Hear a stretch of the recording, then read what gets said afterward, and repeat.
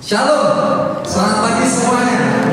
Kita kembali untuk beribadah pada hari ini di rumah masing-masing. Tapi sebelumnya kita akan berdoa terlebih dahulu, kita mengucap syukur sama Tuhan.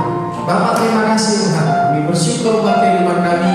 Kami bersyukur buat segala apapun yang terjadi dalam kehidupan kami. Engkau menyertai kami, Engkau melindungi kami Tuhan. Bahkan dalam setiap keadaan kami pun Tuhan, saat ini Engkau masih ada bersama-sama dengan kami. Kami serahkan seluruh ibadah kami pagi hari ini Bapak. Seluruhnya kami serahkan dalam tangan Tuhan. Kau sertai kami dan kiranya apapun yang kami lakukan pagi hari ini Tuhan bisa menjadi berkat buat kami Bapak. Terima kasih Tuhan, dan kami mulai semuanya di dalam nama Tuhan Yesus kami berdoa. Amin. Kita akan bersorak-sorai buat Tuhan, karena nama Tuhan adalah nama yang sangat luar biasa.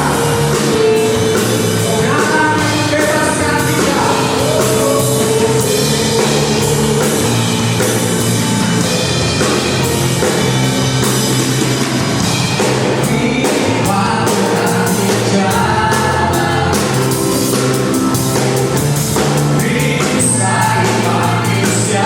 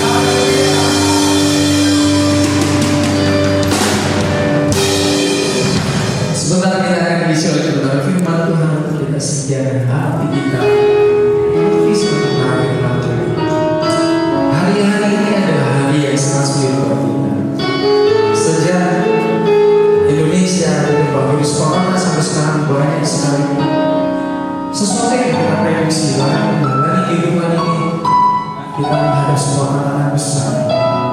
Tapi kita tahu di situasi apapun Tuhan tetap ada bersama. Saat tiada jalan, hadapi persoalan, Yesus ada di sana dan memberi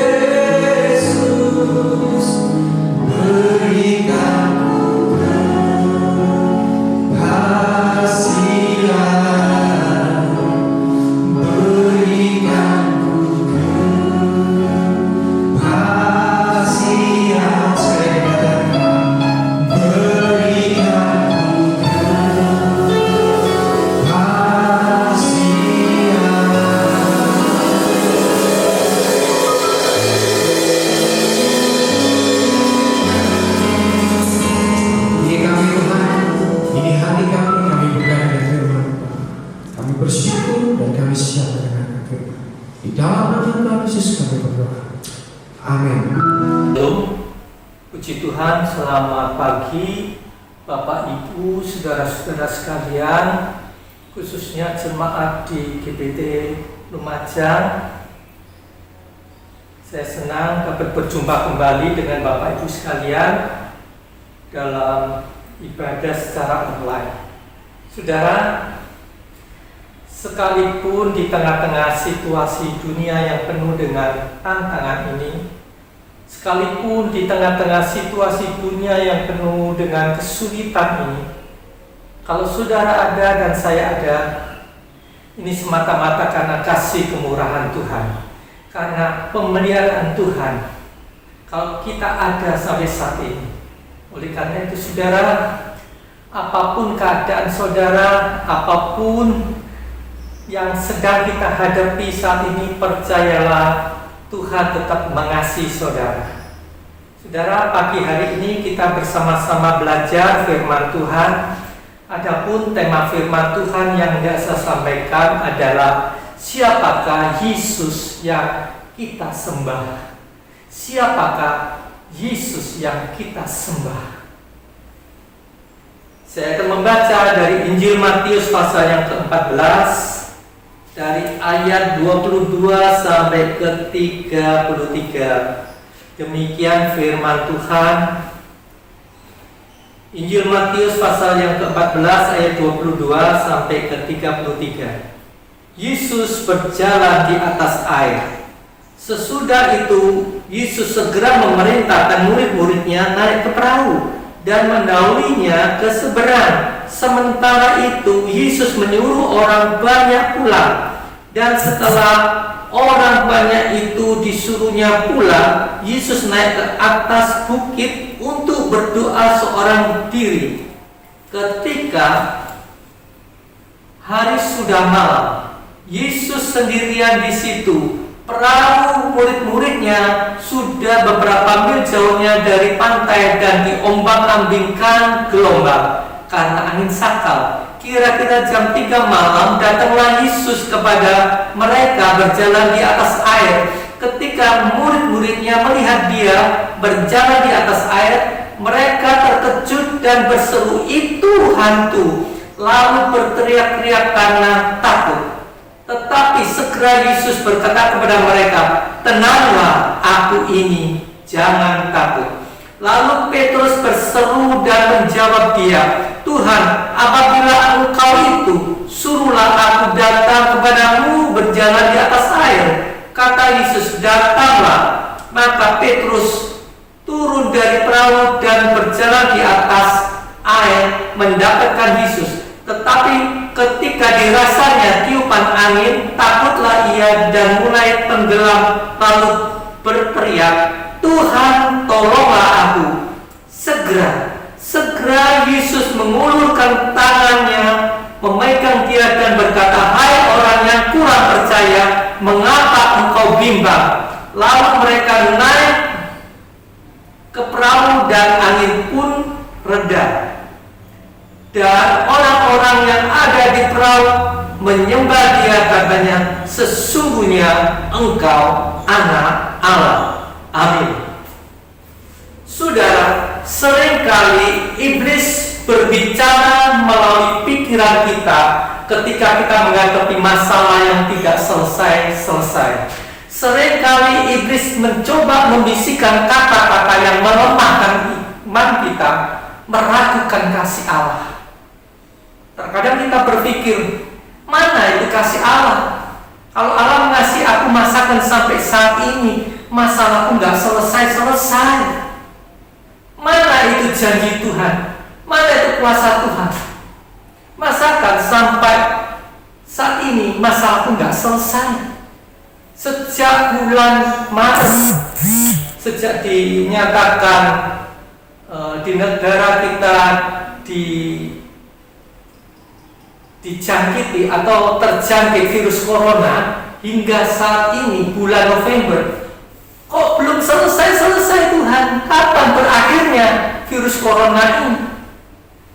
Aku itu sudah setia loh Tuhan, tapi kok aku menghadapi banyak pergumulan, banyak persoalan. Demikian juga dengan murid-murid Tuhan Yesus dalam kisah ini.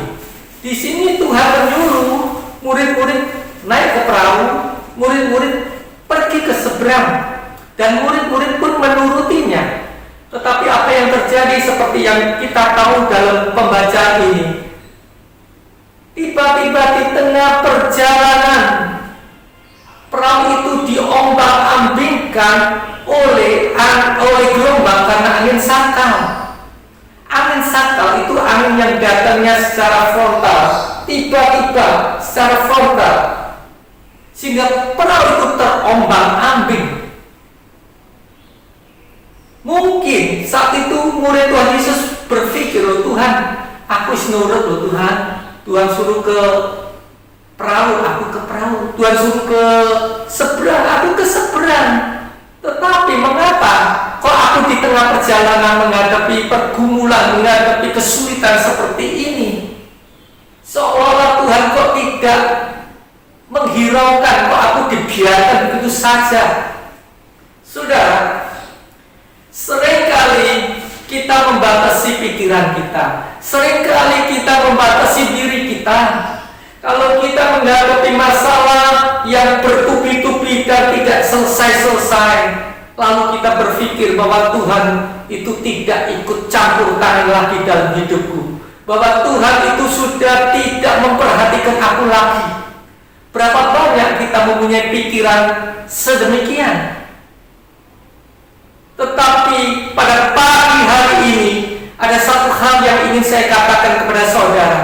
Firman Tuhan mengatakan, "Jalanku bukan jalanmu, pikiranku bukan pikiranmu, dan rancanganku bukan rancanganmu." Dan ada satu ayat yang sangat menegaskan bahwa rancanganku adalah rancangan damai sejahtera, bukan rancangan kecelakaan, tetapi rancanganku adalah rancangan masa depan yang penuh harapan. Oleh karena itu saudara, kalau sampai saat ini masalahmu dan masalahku belum selesai, tetaplah kita berserah pada Tuhan. Tetap percaya dan berharap pada Tuhan. Percayalah, pada saatnya Tuhan akan menolong saudara. Pengkhotbah pasal 3 ayat 11 mengatakan, "Tidak ada seorang pun yang dapat menyelami pekerjaan Allah dari awal sampai akhir. Tetapi Allah akan membuat segala sesuatu indah pada waktunya." Allah akan membuat segala sesuatu indah pada waktunya. Amin. Oleh karena itu saudara, ayo apapun yang terjadi kita tetap berharap pada Tuhan dan percaya pada Tuhan. Amin. Saudara, kalau kita merenungkan ayat yang baru kita baca ini, ternyata di sini saya menemukan ada 5 hal yang perlu kita ketahui. Siapakah Yesus yang dahsyat itu? Siapakah Yesus yang dahsyat itu? Atau siapakah Yesus yang kita sembah itu? Yang pertama, Yesus adalah Tuhan yang bertanggung jawab atas hidup kita. Yesus adalah Tuhan yang bertanggung jawab atas hidup kita. Saya baca ayatnya, ayat 22. Sesudah itu Yesus segera memerintahkan murid-muridnya naik ke perahu dan mendahulunya ke seberang. Sementara itu Yesus menyuruh orang banyak pulang. Di sini Yesus yang menyuruh murid-muridnya ke seberang. Ini bukan kemauan murid-muridnya, bukan inisiatif murid-muridnya, tidak. Tetapi ini atas perintah Tuhan Yesus, dan murid-muridnya pun mentaatinya. Saudara, kalau Yesus yang memerintah, Yesus yang bertanggung jawab atas hidup mereka. Yesus yang menjamin keselamatan murid-murid Yesus. Saudara, memang kalau kita mengikuti pembacaan ini, pada saat itu murid-murid ketika perahunya sampai di tengah-tengah danau mengalami kesulitan. diombang-ambingkan oleh gelombang karena angin sakral, tetapi Tuhan tetap Tuhan yang mengasihi dan menolong. Tuhan tetap menjamin keselamatan murid-muridnya. Saya ingat ketika Nabi Elia, di mana di daerahnya terjadi kekeringan, maka Tuhan menyuruh Elia pergi ke tepi sungai Kerit. Sungai Kerit itu sungai di sebelah timurnya sungai Yordan. Sungai yang sunyi, yang tidak ada manusianya, nggak ada apa-apanya. Elia disuruh ke sana. Mungkin kalau saya sebagai Elia berpikir, Tuhan, sing bener ae Tuhan. Di sini sudah kekeringan.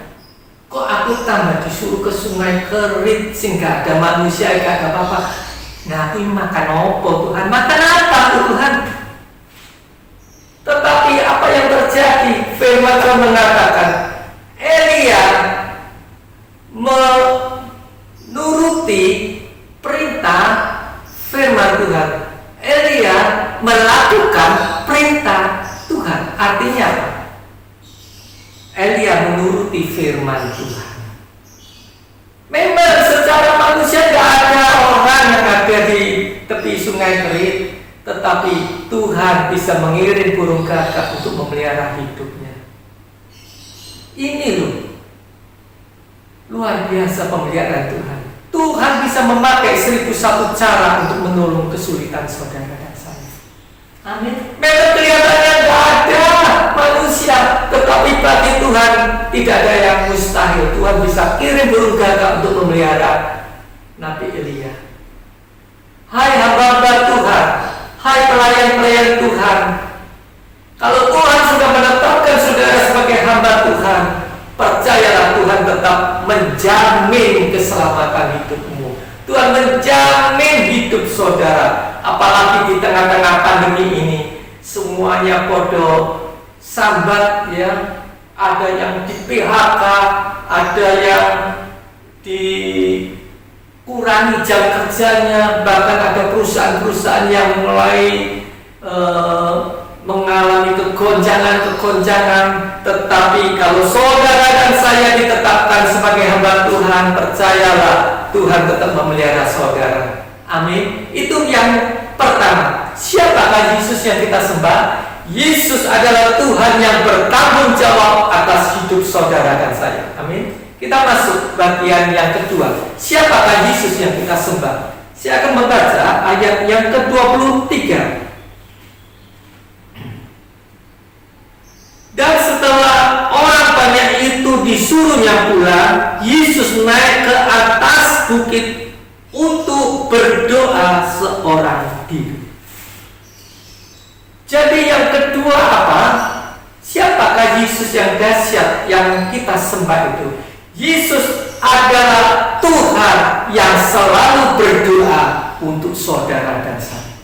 Yesus adalah Tuhan yang selalu berdoa untuk saudara dan saya. Amin. Saudara, ketika Yesus berada di muka bumi ini, Yesus sering meluangkan waktunya sendirian bersama Bapa. Markus pasal 1 ayat 35 mengatakan, pagi-pagi benar, hari masih petang, Yesus keluar sendirian ke tempat sunyi. Untuk apa? Untuk berdoa kepada Bapaknya. Loh, kalau Tuhan Yesus memberi contoh pagi-pagi benar, Yesus pun sudah berdoa kepada Bapaknya. Hari masih petang. Bagaimana dengan saudara dan saya? Saudara, bersama dengan Allah sendirian, saat sendirian bersama dengan Allah itu sangat penting. Adakan persekutuan secara pribadi dengan Allah.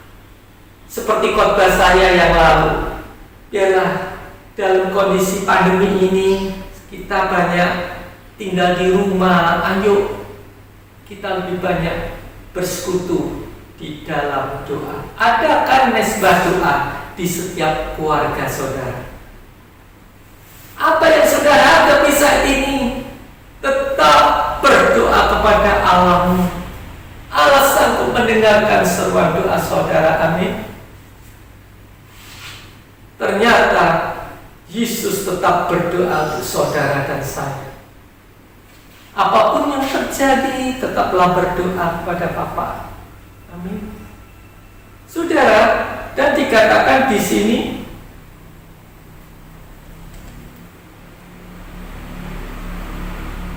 mengapa Yesus kok berdoa? Mengapa Yesus kok berdoa? Karena Yesus tahu bahwa murid-muridnya akan mengalami kesulitan-kesulitan. Dan murid-muridnya pun tidak mengetahui apa yang akan terjadi. Oleh karena itu Yesus berdoa untuk murid-muridnya. Demikian juga dengan kita saat ini. Kita pun tidak mengetahui apa yang akan terjadi pada hari-hari yang akan datang, pada hari esok, bahkan berapa jam kemudian. Kita nggak tahu apa yang terjadi, tetapi percayalah, Yesus tetap berdoa bagi saudara dan saya. Amin. Itu loh arti Yesus. Saudara, saya ingat ada pujian lama mengatakan demikian. Dia hiduplah, duduk di sebelah kanan Allah Bapa. Dia hiduplah,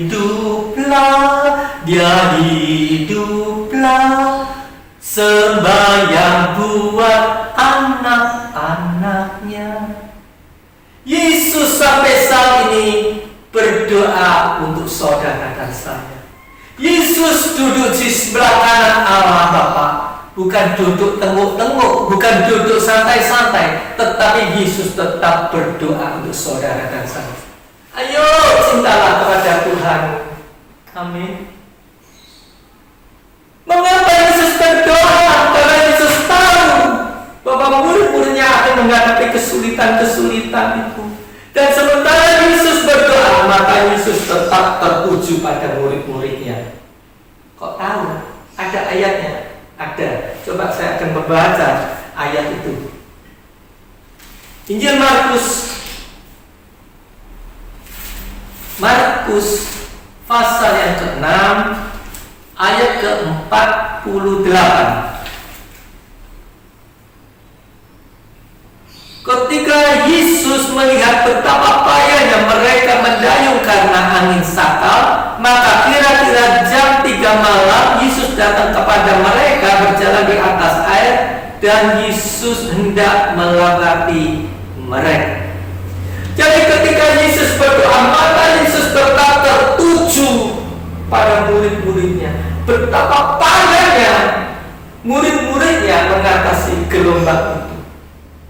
Ini menunjukkan betapa kepedulian Allah kita kepada hidup kita. Amin. Oleh karena itu saudara, ayo luangkan waktu kita bisa berdoa bersama-sama dengan Tuhan.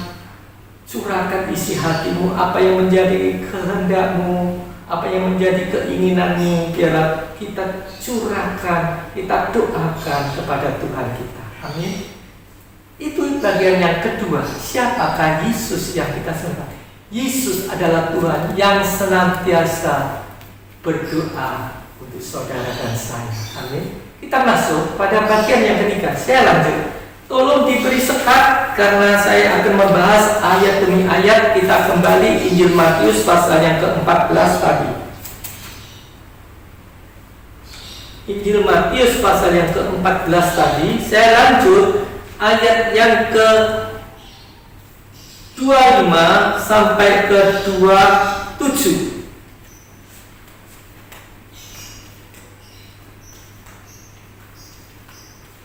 Kira-kira jam 3 malam datanglah Yesus kepada mereka berjalan di atas air. Ketika murid-muridnya melihat dia berjalan di atas air, mereka terkejut dan berseru, "Itu hantu!" Lalu berteriak-teriak karena takut. Tetapi segera Yesus berkata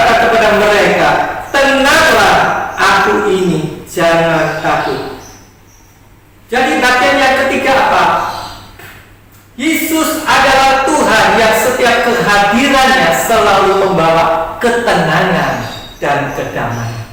Yesus adalah Tuhan yang setiap kehadirannya selalu membawa ketenangan dan kedamaian. Saudara, dikatakan di ayat ke-25, kira-kira jam 3 malam datanglah Yesus kepada mereka berjalan di atas air. Datanglah Yesus. Di sini Yesus yang mendatangi murid-muridnya. Ini bukan disuruh, tetapi ini inisiatif Yesus sendiri. Datanglah Yesus kepada murid-muridnya berjalan di atas air. Saudara, saya mau bertanya, ketika Yesus berjalan di atas air, ombak itu sudah berhenti atau belum? Belum. Karena di ayat 32 dikatakan setelah Yesus dan Petrus naik ke perahu, maka redalah gelombang itu. Jadi belum. Berarti Yesus berjalan di atas air, artinya Yesus berjalan di atas gelombang itu. Loh, bukankah gelombang itu adalah yang ditakuti oleh murid-murid Tuhan Yesus, di mana mereka dengan bersusah payah untuk mengatasinya. Jadi gelombang adalah, ombak itu adalah akar dari segala masalah yang dihadapi oleh murid-murid Tuhan Yesus. Tetapi justru di atas ombak itu pula lah dipakai Tuhan sebagai jalan, sebagai sarana untuk mendatangi murid-muridnya. Saya ulangi, justru di atas ombak itu pula dipakai Yesus sebagai jalan atau sarana untuk mendatangi murid-muridnya. Apa arti rohaninya? Artinya, kesusahan-kesusahanmu, penderitaan-penderitaanmu, pergumulan-pergumulanmu itu sering dipakai Tuhan sebagai jalan, sebagai sarana untuk mendatangi saudara dan saya. Amin. Mengerti maksud saya? Kalau saya menginjili orang yang kaya yang tidak kenal Tuhan, wes Pak Yanuar, gak usah cerita Tuhanmu. Aku tanpa Tuhanmu Pak Yanuar, aku wis mampu, aku wis cakep, aku bisa. Aku gak butuh Tuhanmu, aku wis cukup, mampu aku Pak. Sulit terima Tuhan Yesus. Tetapi kalau saya menginjil orang yang sakit di rumah sakit, apalagi di ruang ICU, tante mau tak doakan, percaya Tuhan Yesus, Tuhan. Mengapa kau begitu mudah orang yang sakit, apalagi sakit di ruang ICU, terima Tuhan Yesus? Karena Yesus menolong mereka lewat sakit. Kalau saya menginjil orang yang patah hati, mengapa orang patah hati itu kalau lebih gampang terima Yesus? Karena Yesus menolong mereka lewat kepatah hatiannya.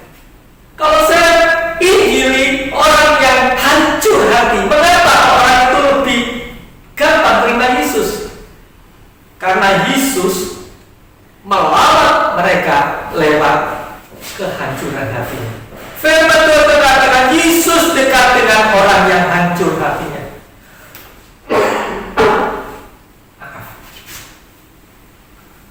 Saudara, di tengah-tengah segala sesuatu serba sulit, di tengah-tengah segala sesuatu serba terjepit, di tengah-tengah segala sesuatu serba terhimpit, kalau kita mau datang menghampiri Tuhan, itulah saat dan waktu yang terbaik. Tuhan ingin menghampiri saudara. Amin. Saudara, di tengah-tengah kelemahanmu, di tengah-tengah penderitaanmu, kalau kita mau datang menghampiri Tuhan, itulah saat dan waktu yang terbaik. Tuhan akan melawat saudara lewat kelemahanmu, lewat pergumulanmu, lewat sakit penyakit. Itu loh Tuhan saudara. Amin. Siapakah saat ini saudara mungkin menghadapi kesusahan, kesulitan? Apakah secara masalah ekonomi, apakah kesulitan apapun, percayalah kehadiran Tuhan Yesus selalu membawa kedamaian dan ketenangan dalam hidup saudara. Saudara, percayalah bahwa Tuhan yang kita sembah itu Tuhan yang dapat turut merasakan apa yang saudara alami, apa yang saudara derita. Tuhan tahu. Tuhan turut merasakan. Allah mempunyai simpati dan empati yang begitu besar kepada umat manusia. Oleh karena itu Allah dapat memposisikan dirinya sebagai manusia melalui anaknya.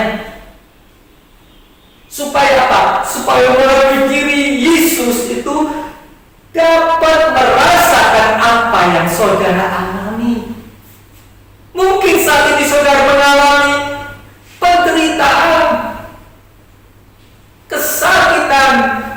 Ucapkan syukur karena Tuhanmu pun pernah mengalami pergumulan, penderitaan yang jauh lebih berat daripada saudara ketika di Taman Getsemani dan ketika di salib di Golgota.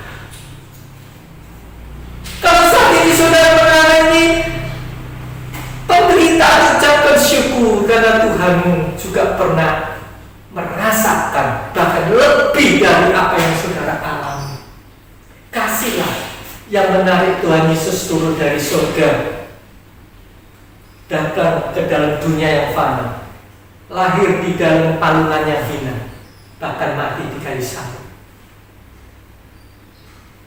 Yesus tidak menyerahkan tenaganya untuk saudara. Yesus tidak menyerahkan waktunya untuk saudara dan saya.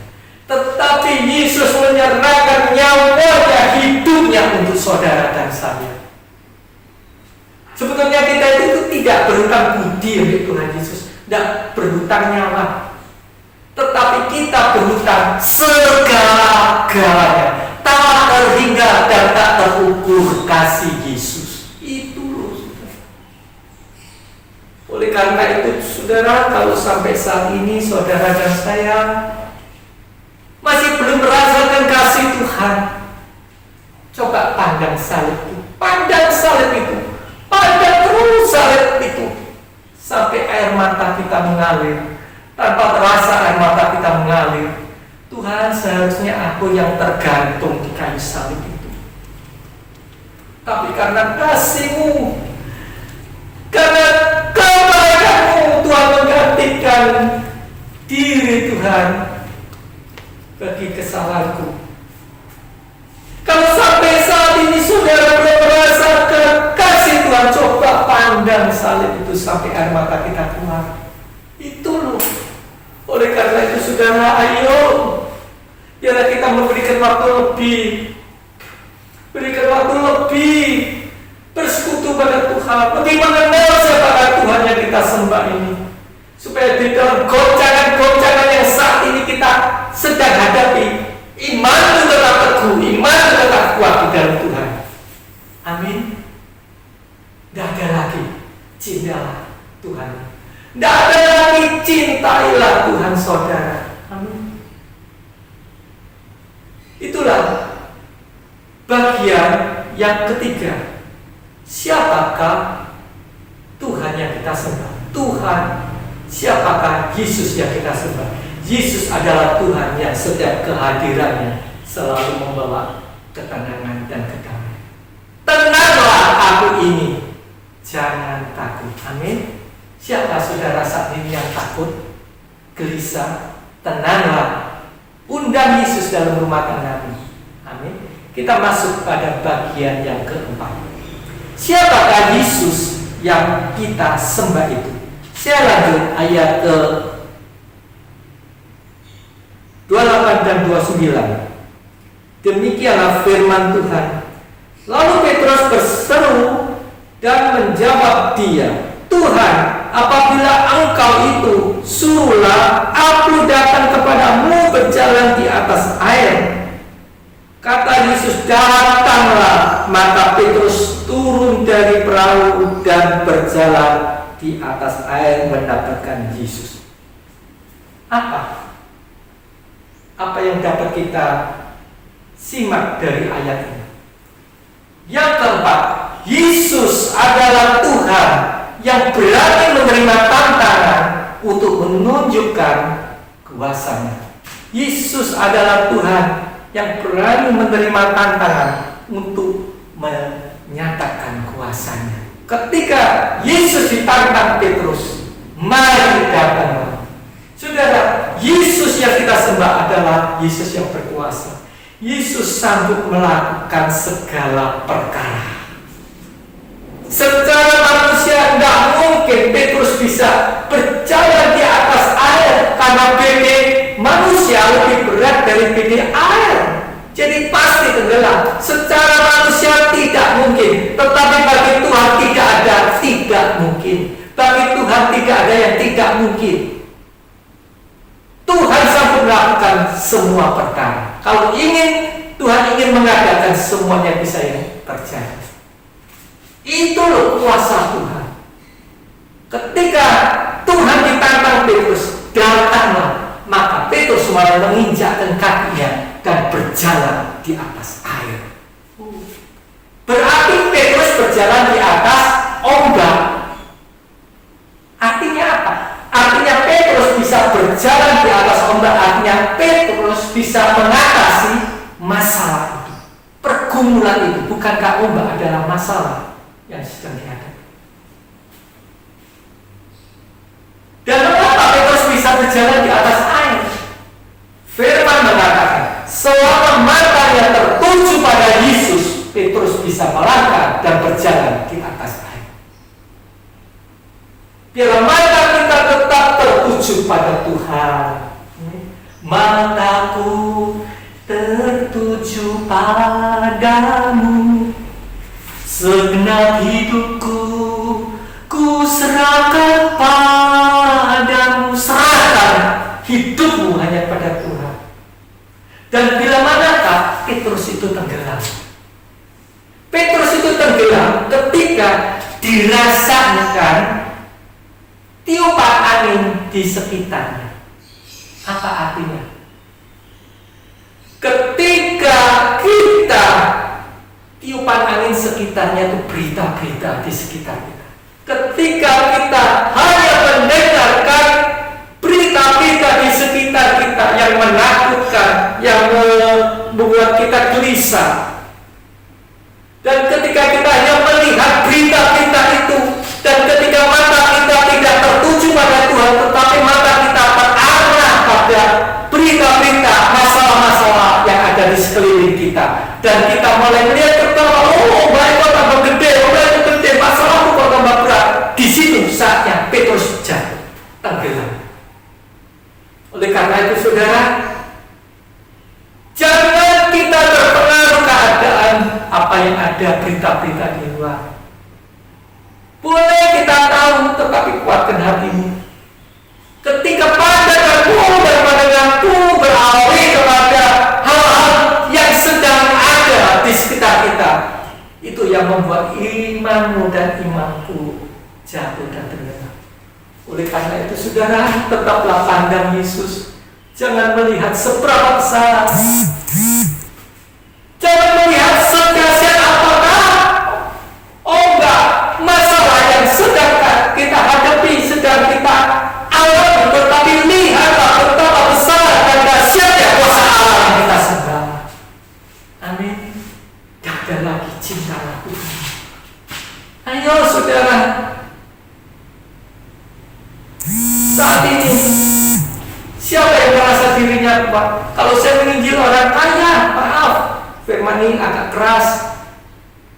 Coba cerita Tuhan supaya teman. Aku sudah cukup mampu. Coba bicaralah pada saat-saat ini. Tidak ada orang yang merasa dirinya mampu, dirinya kuat. Tidak ada orang yang sombong. Saat ini negara-negara besar pun tergoncang karena COVID-19 ini. Tidak ada orang yang membanggakan dirinya, aku ini kuat. Tidak ada. Semuanya tunduk dan semuanya menyembah Tuhan, mencari Tuhan. Ayo, tidak ada yang perlu kita sombongkan, saudara. Tidak Gak ada yang perlu kita banggakan Tuhan. Banggakan saudara. Hanya satu, kita menyerah kepada Tuhan. Amin. Ayo saudara, tetap pandang Yesus, supaya imanmu tetap teguh, gak goncang, gak goyah imanmu. Amin. Itu bagian yang keempat. Bagian yang kelima, yang terakhir, siapakah Yesus yang kita sembah? Siapakah Yesus yang dahsyat ini? Ayat yang ke 31.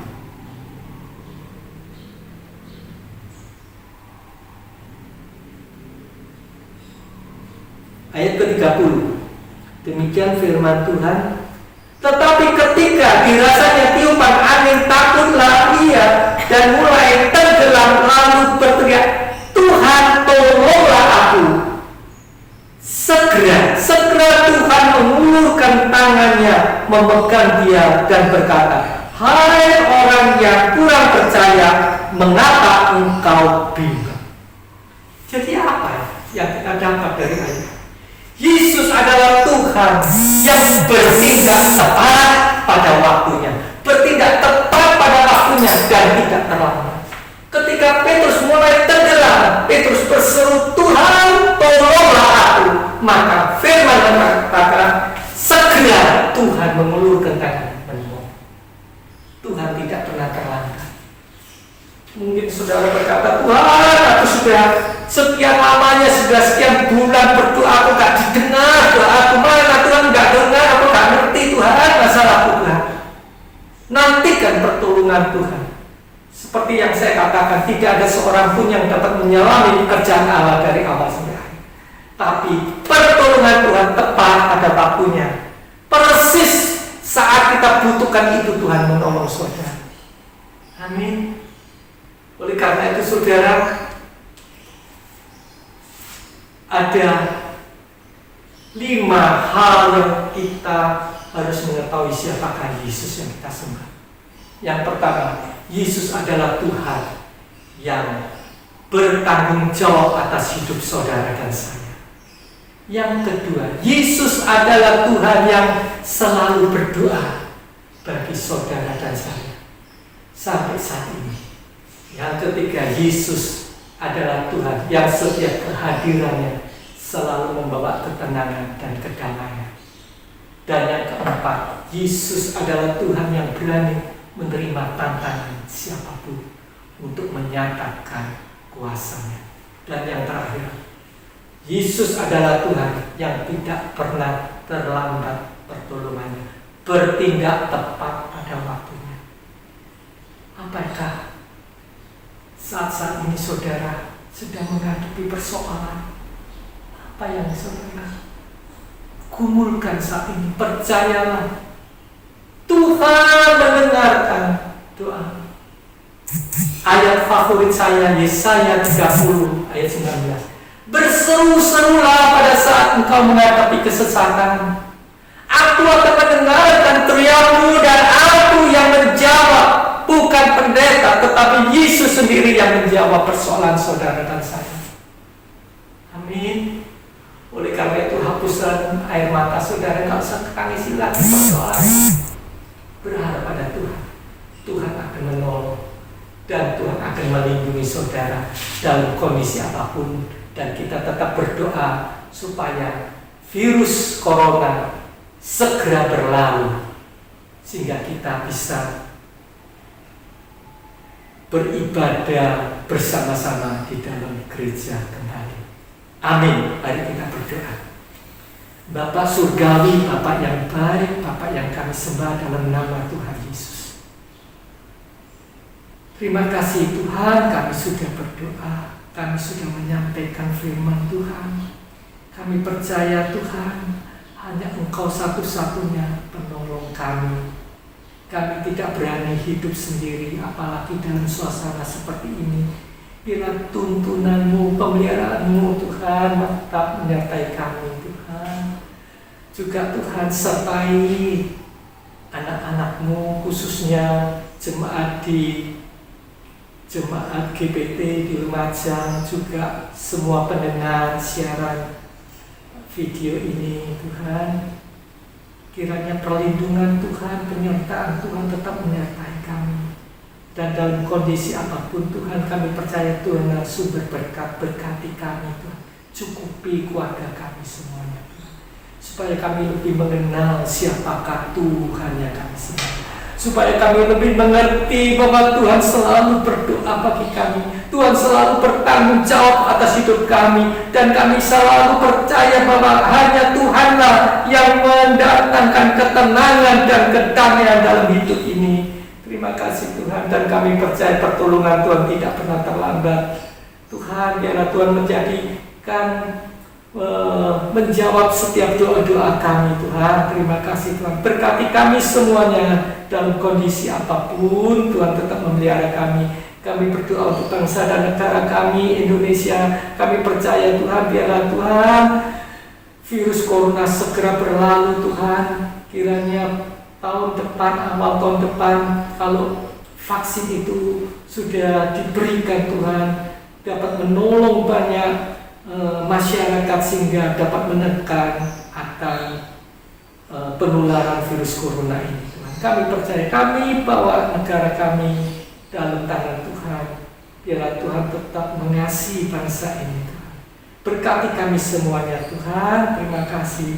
Inilah doa kami yang kami panjatkan, kami doakan hanya di dalam satu nama, Tuhan Yesus Kristus. Amin.